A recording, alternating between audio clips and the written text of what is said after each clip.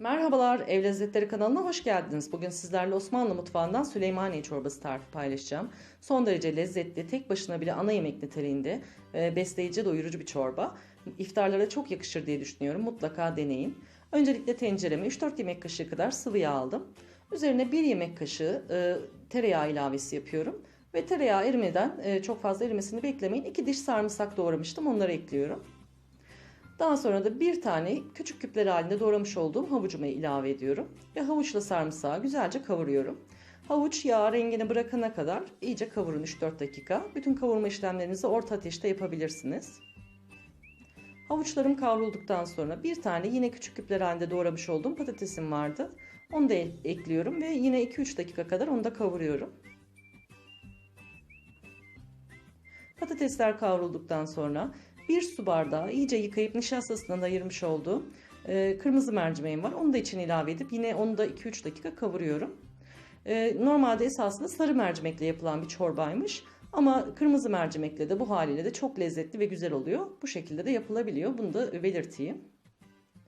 Mercimekler iyice kavrulduktan sonra üzerine 1 yemek kaşığı un ilavesi yapıyorum ve onu da güzelce kavuruyorum. Un mercimek çorbalarında mercimeğin sudan ayrılmasını engeller ve görünüm olarak daha hoş bir görünüm elde edersiniz. Aynı zamanda suyuna da güzel bir özlülük ve kıvam katacağı için daha lezzetli çorbalar elde edeceksiniz. Mutlaka unu ekleyin. Unumuz kavrulduktan sonra üzerine 1 litre soğuk su ilavesi yapıyorum. Unun topaklanmasını engellemek için soğuk su şart. Lütfen burayı atlamayın. Soğuk suyla çorbanızı ilk başta pişirmeye başlayın. Şöyle bir karıştırıp unu açtıktan sonra çorbamı pişmeye, kaynamaya bıraktım. Kaynadıktan sonra da tenceremin altını kıstım ve ara ara kontrol ederek güzelce pişmeye devam etti o. O pişerken biz de çorbamızın içine ekleyeceğimiz köfteciklerimizi hazırlayalım. 200 gram dana kıymamın üzerine 1 yemek kaşığı soğan rendesi koymuştum.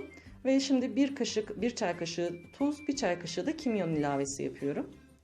2 yemek kaşığı galeta unu ekledikten sonra 1 tatlı kaşığı da irmik ilave ediyorum. İrmik köftelerinizin daha sıkı olmasını, güzel tutmasını sağlayacak, dağılmamasını sağlayacak. Bir tane L boy yumurtayı çırptım, yarısını kullanıyorum. Çünkü bu kadar kıyma için L boy yumurta çok büyük. Eğer varsa küçük boy yumurta kullanabilirsiniz ya da benim gibi çırpıp ikiye bölebilirsiniz. Biraz karabiber çektikten sonra güzelce yoğuruyorum ve köftemi hazırlıyorum. Tabağımı biraz yağladım. Çay tabağıyla yanıma da azıcık yağ alıp ellerimi yağladım. Ve böyle minik minik güzel köftecikler hazırlıyorum. Bütün köftelerimin hepsini yuvarlayıp yağladığım tabağıma koyuyorum. Böylece hem birbirlerine hem tabağa yapışmamış olacaklar. Şimdi köftelerimi hazırladıktan sonra çorbamın kontrolüne geçtim. Sebzelerim yumuşamıştı. Çorbam güzel pişmişti ama kıvamı biraz koyulaşmıştı. Mercimek su çeker çünkü. Ben bu noktada bir yarım litre kadar daha sıcak su ilavesi yaptım. Artık çorbamız piştiği için soğuk su eklemiyoruz. Sıcak suyla çorbamı kıvama getirdim. Tuzunu ayarladım. Ve yarım kase doğranmış çiğ ıspanağım vardı. İri iri doğradım. Onları da içine ilave ediyorum. Şöyle bir karıştırıp ıspanağı dağıttıktan sonra içerisine yapmış olduğumuz köfteleri atabiliriz artık. Köftelerimizi dikkatlice içine ilave edelim. Çorba üstünüze sıçramasın. Köfteleriniz dağılmasın. Böyle yavaş yavaş acele etmeden şu köftelerimin hepsini çorbamın içine bıraktım. Hepsini bıraktıktan sonra şöyle bir karıştırdım. Zaten girer girmez sıcağın içine pişmeye başlıyorlar. Ve köftelerle birlikte çorbamı ortalama bir 8-10 dakika böyle kaynattım.